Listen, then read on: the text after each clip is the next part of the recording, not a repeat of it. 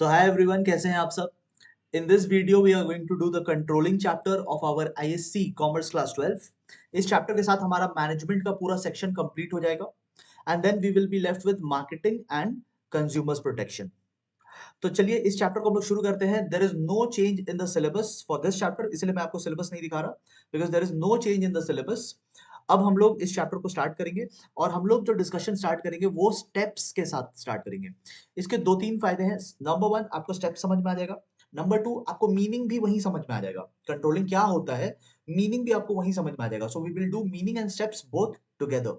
Number three, एक बार step समझ गए तो बाकी जो चैप्टर है वो समझना डिफिकल्ट नहीं रहेगा. That will become very easy. So easy बनाने के लिए और अंडरस्टैंडिंग के लिए मैं आपको पहले स्टेप्स की तरफ लेके चलता हूं. ठीक है, तो सब कोई जल्दी से स्टेप्स वाले टॉपिक पे आ जाइएगा. अब स्टेप्स वाले टॉपिक में भी देखोगे तो बहुत बड़ा डिस्कशन है. इतना हमारे लिए एग्जाम में लिख पाना पॉसिबल नहीं है. इतना अगर एग्जाम में लिखने जाएंगे तो टाइम बहुत लगेगा एंड स्पेस भी काफी ले लेगा. तो हम लोग डायरेक्टली इसको क्वेश्चन बैंक से करेंगे. ठीक है, क्वेश्चन बैंक में अगर आप आओगे तो डायरेक्टली क्वेश्चन नंबर 1 में आपको ये मिल जाएगा, steps of staffing, sorry not staffing, controlling, steps of controlling. ये आपको क्वेश्चन बैंक में मिल जाएगा और आप इतना आराम से लिख सकते हो. इसमें भी मैंने जो बोल्ड एंड हाईलाइट कर रखा है, आप बस उसी को लिख करके आना. आपको 1 पॉइंट के लिए 1 मार्क, 5 पॉइंट्स के लिए 5 मार्क्स मिल जाएंगे. ठीक है, तो ये मेरे बुक में दिया हुआ है. Those who need my book, आप ऐप का लिंक नीचे डिस्क्रिप्शन में है. आप उस ऐप के लिंक में जा करके ऐप इंस्टॉल करके स्टोर सेक्शन से ये बुक ऑर्डर कर सकते हो. आपको 7 to 10 डेज के अंदर ये बुक आपके घर पे पहुंचा दी जाएगी. फिजिकल बुक आपके घर पे पहुंच जाएगी. ठीक है, चलिए हम लोग अपने डिस्कशन को शुरू करते हैं. और जो जो मैं एग्जांपल्स दूंगा उसको अभी आप ध्यान से सुनना. जिनके पास मेरा बुक है साइड में लिखते भी चलना. जो यहाँ स्पेस है, जैसे जैसे मैं लिख रहा हूँ आप भी लिखते हुए चलना, तो आपको रिवीजन करने में बहुत फास्ट हो जाएगा. ठीक है, देखो सबसे पहला स्टेप, आप परफॉर्मेंस का स्टैंडर्ड सेट कर लो. मतलब आप कैसा परफॉर्मेंस देना चाहते हैं पहले वो सेट कर लीजिए. ये आपका डिजायर्ड रिजल्ट होगा. डिजायर कितना चाहते हो. तो मान लेते हैं हम लोग चाहते हैं 200 यूनिट्स बनाना. तो हम लोग कोई प्रोडक्ट बनाते हैं, लेट्स से वाटर बॉटल्स बनाते हैं. तो 200 यूनिट्स वाटर बॉटल हम लोग पर डे बनाना चाहते हैं. Every day we want to produce 200. फिर उसको आप देखो एक्चुअल परफॉर्मेंस से मैच करा के कि रियलिटी में आपने क्या किया. तो रियलिटी में पता चलता है हमने 120 यूनिट्स ही बनाया. 120 यूनिट्स ही बनाया. तो एक्चुअल भी मेजर कर लो. एक बार आपने टारगेट और एक्चुअल दोनों सेट कर लिया. थर्ड स्टेप इज कि आप दोनों को कंपेयर करो. तो अगर आप इन दोनों को कंपेयर करते हैं तो आपको पता चलता है कि आप 80 यूनिट्स शॉर्ट पड़ गए. 80 यूनिट्स क्या हो गया, शॉर्टेज हो गया. 200 का टारगेट था, 120 ही बनाए, तो 80 यूनिट शॉर्ट पड़ गया ना. ये हमने कंपेयर करके पता किया. अब आता है वेरी इंपॉर्टेंट स्टेप नंबर 4, जो है वेरी इंपॉर्टेंट स्टेप है. इस पे अलग से केस बेस्ड क्वेश्चन भी बन सकता है. ठीक है, स्टेप नंबर 4 इतना इंपॉर्टेंट है कि इस पे अलग से केस बेस्ड क्वेश्चन भी बन सकता है. स्टेप नंबर 4 क्या बोलता है, ये जो 80 का शॉर्टेज हुआ, ये जो 80 का शॉर्टेज हुआ जो स्टेप 3 में पता चला, स्टेप नंबर 4 में we will try to analyse कि ये क्यों हुआ, व्हाई, ये क्यों हुआ, क्यों 80 का शॉर्टेज हुआ. There can be many reasons for this. हो सकता है रिसोर्स की वेस्टेज हुई है, हो सकता है लेबर्स बहुत स्लो काम किए हैं, हो सकता है हमने रिजल्ट ही बहुत बड़ा सेट कर लिया था. टारगेट टारगेट ही बड़ा सेट कर लिया था, इसीलिए 80 का शॉर्टेज हो गया. हो सकता था कि हम लोग अगर 150 का टारगेट रखते तो इतना शॉर्टेज नहीं होता. तो there can be many reasons. Reasons पे हमें नहीं जाना है, बट मैं समझाने के लिए बोल रहा हूँ कि there can be many reasons. वो एनालिसिस हम लोग करते हैं स्टेप नंबर 4 में. अब स्टेप नंबर 4 में देखो दो बात और की गई है. Step number 4 very important step है और मैं आपको बहुत सिंपल लैंग्वेज में समझा रहा हूँ. स्टेप नंबर 4 में बोल रहा है कि जब आप एनालाइज करो ये जो वाई जो आप ढूंढ रहे हो ना, क्यों 80 का शॉर्टेज हुआ, तो आप दो चीजों का ध्यान रखना. Number 1, critical point control. Number 1 मतलब ये देखो कि जिसका एनालिसिस कर रहे हो, इज इट इंपॉर्टेंट. आप हर चीज कंट्रोल नहीं करना चाहोगे, आप सिर्फ इंपॉर्टेंट चीजों को कंट्रोल करना चाहोगे. सो इज इट इंपॉर्टेंट, हाँ इट इज इंपॉर्टेंट, क्योंकि आप आउटपुट की बात कर रहे हो, यहाँ पे आप प्रोडक्शन की बात कर रहे हो, तो production is an important thing. तो कोई चीज एनालिसिस करने से पहले ये देख लेना कि इंपॉर्टेंट है क्या. अगर वो हमारे लिए इंपॉर्टेंट ही नहीं है तो फिर उस पर एनालिसिस करके टाइम वेस्ट मत करो. ऑर्गेनाइजेशन में बहुत चीजें होती है देखने के लिए. तो आप सिर्फ इंपॉर्टेंट चीजों को देखोगे, तो क्रिटिकल चीजों को देखोगे, इंपॉर्टेंट चीजों को देखोगे. You should focus on key results. Unimportant चीजों पे ध्यान नहीं देना. That's number one. Number two, आपको करना है control by exception. Control by exception मतलब is the deviation big enough? क्या डिविएशन बहुत बड़ा है? देखो 80 का शॉर्टेज आया, 80 का शॉर्टेज तो बड़ा है, 200 में 80 शॉर्ट हो गए, ये तो बड़ा डिविएशन है। तो बिग होने से ही ध्यान देना है। अगर मान लो 80 की जगह हम लोग 1 या 2 यूनिट से डिविएट करते, सपोज 200 का टारगेट था और हम लोग 198 पे पहुंच जाते, 198 199 पे पहुंच जाते, तो तब भी डिविएशन था, 1 या 2 यूनिट्स का डिविएशन था। Was it big enough? No, it wasn't big enough. तो एक तो इंपॉर्टेंट होना चाहिए और बहुत ज्यादा डिविएशन होना चाहिए, तो ही हम लोग एनालिसिस करेंगे।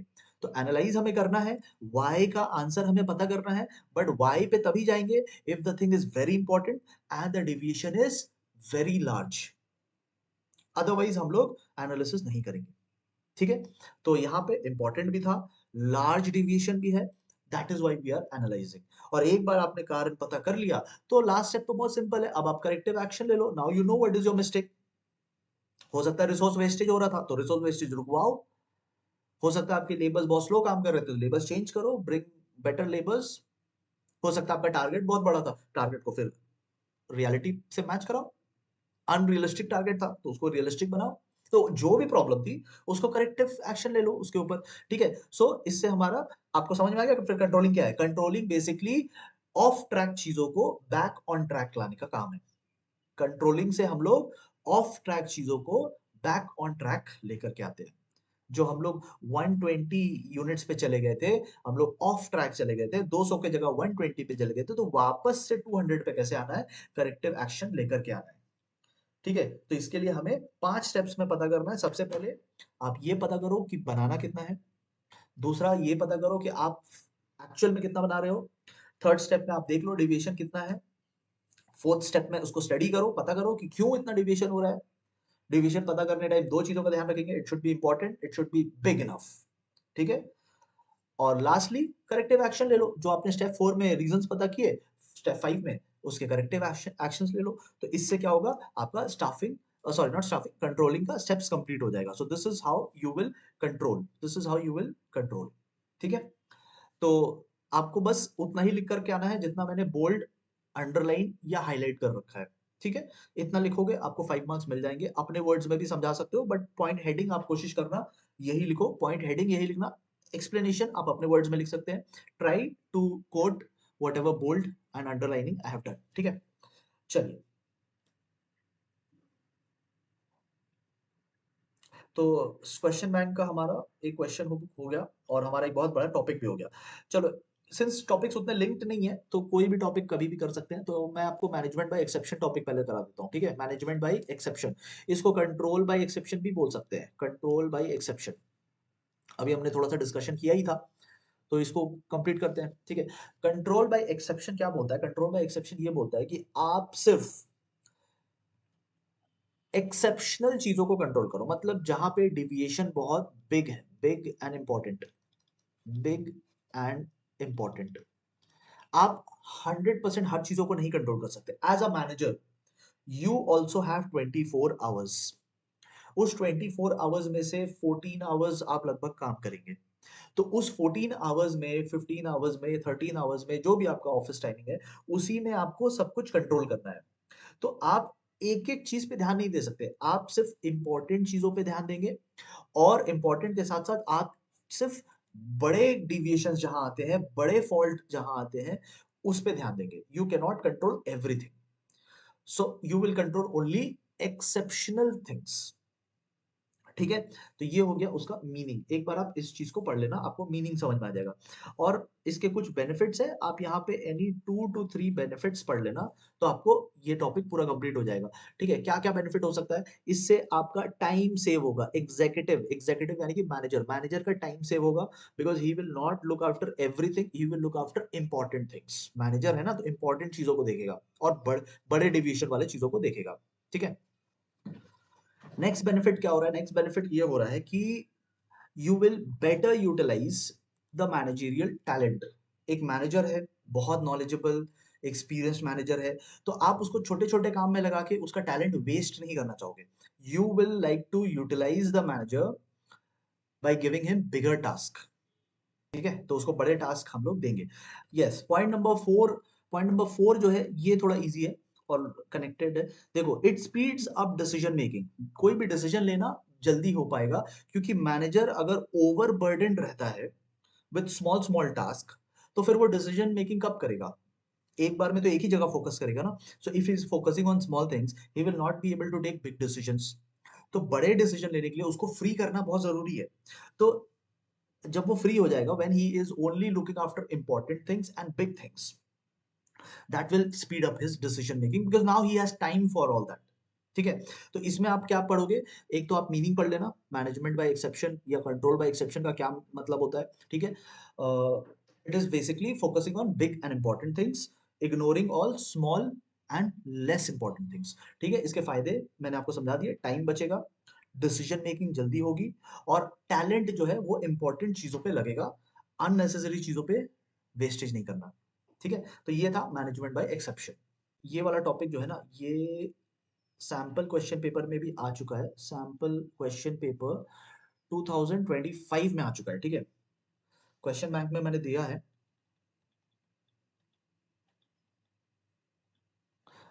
ये देखो, क्वेश्चन बैंक में question number 6 sample question paper में भी आ चुका है। Interlinking between planning and controlling. Planning and controlling के बीच का आपस का लिंक कैसा है, ये 4 मार्क्स के लिए पूछा था और अभी तक बोर्ड एग्जाम में नहीं आया है, तो you can expect this question. तो आइए हम लोग डिस्कशन करते हैं। सैंपल क्वेश्चन पेपर 2025 में भी आया है, तो ये टॉपिक इंपॉर्टेंट है, तो इसको भी डिस्कस कर लेते हैं। ठीक है, देखो, प्लानिंग एंड कंट्रोलिंग कैसे लिंक्ड है, उसको मैं आपको पहले समझा देता हूँ। जो समझाऊंगा वही वहां पे लिखा है। सो सबसे पहले planning, then controlling, and then results. ठीक है, results. So planning, controlling, results. अब देखो इनमें कैसा लिंक है। सबसे पहले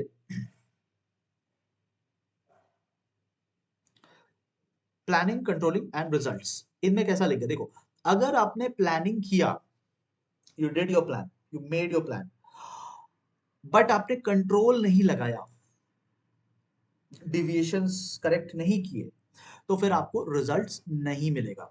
सो सिर्फ प्लान करना इज नॉट इनफ, कंट्रोल भी करना पड़ेगा रिजल्ट के लिए। अच्छा, अगर आपने प्लानिंग नहीं किया, यू हैव नो प्लान्स, तो फिर आप कंट्रोल कर ही नहीं पाओगे।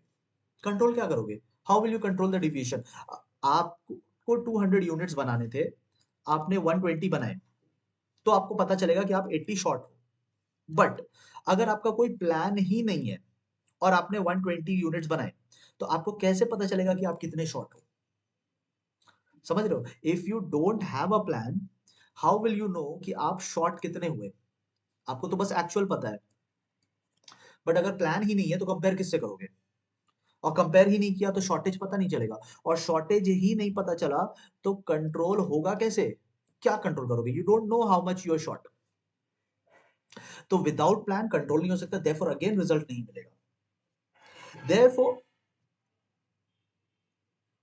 Therefore it is very important कि हम लोग प्लानिंग भी करें, कंट्रोलिंग भी करें, एंड फिर हमें रिजल्ट मिलेगा। ये है linkage between the two, both have to be looked after. So ये चीज यहाँ पे आपको समझाई भी है, ये शॉर्ट क्वेश्चन में आ सकता है। यही चीज मैंने अभी आपको बताया। ठीक है, कि planning is a prerequisite, पहले से होना चाहिए, तो ही कंट्रोलिंग हो पाएगा, and without plan there can not be any control. ये सब यहीं पे लिखा हुआ है, जो मैंने आपको यहाँ पे एक्सप्लेनेशन दिया, ये वहां पे लिखा हुआ है प्रॉपर। अगला जो टॉपिक है वो है ये, कि प्लानिंग एंड कंट्रोलिंग दोनों, both are backward looking and forward looking. मतलब दोनों में फ्यूचर की भी बात हो रही है, पास्ट की भी बात हो रही है। तो आओ इसको समझाते हैं। देखो, सबसे पहले प्लान की बात करते हैं। प्लान फॉरवर्ड लुकिंग भी है एंड बैकवर्ड लुकिंग भी है। कैसे? आइए इसको डिस्कस करते हैं। फॉरवर्ड लुकिंग क्यों है? क्योंकि प्लान आप हमेशा फ्यूचर के लिए करते हैं, तो ये फॉरवर्ड लुकिंग है। ये तो सबको पता है कि planning is what, deciding future course of action, कि आप आगे जाके क्या करना चाहते हो उसके लिए प्लानिंग करते हैं, ये तो सबको पता है, प्लानिंग चैप्टर में भी हमने किया था। अच्छा, बैकवर्ड लुकिंग कैसे है? क्योंकि जब आप प्लान बनाते हो तो अपने पास्ट एक्सपीरियंस के हिसाब से बनाते हो, ठीक है? आप अपने एक्सपीरियंस के हिसाब से प्लान बनाते हो। आपने 200 यूनिट बनाने का डिसीजन लिया, कैसे लिया? हो सकता है आपको अपना एक्सपीरियंस पता है कि पहले आप 150 बनाते थे, फिर आपने 180 बनाना शुरू किया, फिर आप 190 बनाना शुरू किया। इस साल आपको लगता है कि 200 कर लेंगे, तो आप अपने पास्ट एक्सपीरियंस के हिसाब से ही प्लान बनाते हो। तो प्लान बनता फ्यूचर के लिए है, बट बनता है पास्ट एक्सपीरियंस से। सो फ्यूचर मतलब फॉरवर्ड लुकिंग भी है, बट बना है पास्ट एक्सपीरियंस से, मतलब बैकवर्ड लुकिंग भी है।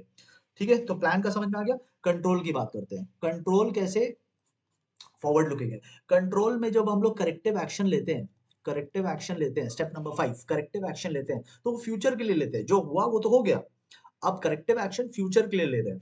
सो फॉरवर्ड लुकिंग है। अच्छा, बैकवर्ड लुकिंग कैसे है? क्योंकि ये एक्चुअल रिजल्ट्स के बेसिस पे हम लोग करते हैं। पॉइंट नंबर 2, एक्चुअल रिजल्ट्स हमें आइडेंटिफाई करने होते हैं। तो एक्चुअल रिजल्ट्स के बेसिस पे हम लोग कंट्रोल करते हैं जो हो चुका है। तो एक्चुअल रिजल्ट्स जो है वो तो ऑलरेडी डन है ना, हमने 120 ऑलरेडी बना लिया, उसके बेसिस पे कंट्रोल कर रहे हैं। सो करते हैं फ्यूचर के लिए, बट करते हैं using the already done results.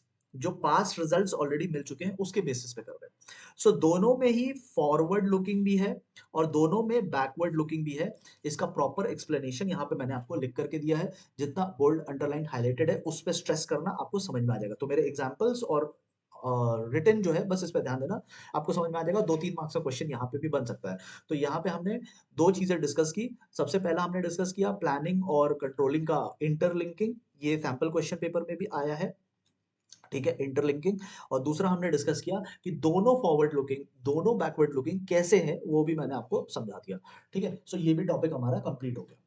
अब इसके ऊपर एक टॉपिक दिया हुआ है जो कि सिलेबस में नहीं है, तो इसको मैंने रीड ओनली कैटेगरी में दिया है।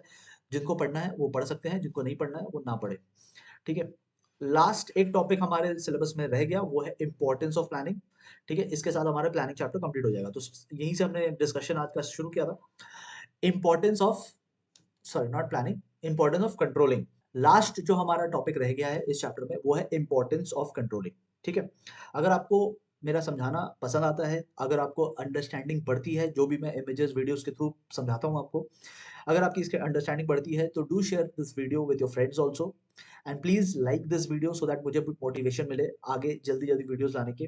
ठीक है, चलिए हम लोग आखिरी टॉपिक को डिस्कस करते हैं, and this is importance of controlling. तो कंट्रोलिंग क्यों जरूरी है? नंबर 1, आपका गोल्स अचीव होगा। जो आपने 200 सोच रखा था और 120 पा रहे हो, तो 120 को करेक्ट करके आप 200 पे पहुंच जाओगे। तो आपके जो गोल्स है, जो टारगेट्स है, वो अचीव हो जाएंगे। Now that's number 1। नंबर 2, आपके रिसोर्सेज प्रॉपरली यूज होंगे, क्योंकि अगर रिसोर्स वेस्टेज हो रहा है, कंट्रोल अच्छा रहेगा तो रिसोर्स वेस्टेज नहीं होगा। आप सब चीजों को ट्रैक करेंगे, सब चीजों को मॉनिटर करेंगे, एनालिसिस करेंगे और करेक्टिव एक्शन ले लोगे, तो इससे वेस्टेज रुक जाएगा। ठीक है, अगर आपका कंट्रोल अच्छा है तो आप जूनियर्स से, सबॉर्डिनेट से भी काम करा सकते हो। You can delegate your authority. ठीक है, आपको क्या करना है? मैनेजमेंट बाय एक्सेप्शन करना है। आपको सिर्फ एक्सेप्शनल चीजों पे ध्यान देना है। जो नॉन एक्सेप्शनल चीजें हैं उसको आप डेलीगेट कर दो, अपने जूनियर से कराओ। जो लेसर इंपॉर्टेंट चीजें हैं, delegate it to the subordinate. ये तभी हो पाएगा जब कंट्रोल आप अच्छे से कर रहे हो। ठीक है, if you have no control तो फिर सब कोई को काम देने से काम बिगड़ेगा। So control has to be good. ठीक है, मीन्स ऑफ कोऑर्डिनेशन, देखो कोऑर्डिनेशन क्या होता है? What is coordination? जब different task go on together. ठीक है, जब different different task go on, आपको भी लिखना है, ठीक है, टुगेदर। आप अपने स्कूल को इमेजिन कर लो, आपके स्कूल में एक ही साथ फिजिक्स की भी क्लास हो रही है, एक ही साथ इकोनॉमिक्स की भी क्लासेस हो रही है, कहीं पे इंग्लिश की भी क्लास हो रही है, कहीं पे मैथ्स की क्लास हो रही है, कहीं पे स्पोर्ट्स का पीरियड चल रहा है, ठीक है, कहीं पे सिंगिंग का पीरियड चल रहा है, कहीं पे आर्ट का पीरियड चल रहा है, कहीं पे फ्री पीरियड चल रहा है। ठीक है, कैंटीन में खाने पीने का काम चल रहा है, लाइब्रेरी में बुक पढ़ने का काम चल रहा है, रीडिंग का काम चल रहा है। So there are different different activities, ठीक है, जो आपके स्कूल में एक साथ चल रहा है। ऐसा नहीं है कि लाइब्रेरी में अभी काम चल रहा है तो फिर बाकी क्लासेस बंद है, कंप्यूटर लैब चल रहा है तो बाकी classes, everything is going on together. कहीं किसी फंक्शन की प्रैक्टिस भी चल रही है। So everything goes on together, तो उसे हम कहते हैं coordination. When different task go on together, ये तभी हो पाएगा जब कंट्रोल अच्छा है।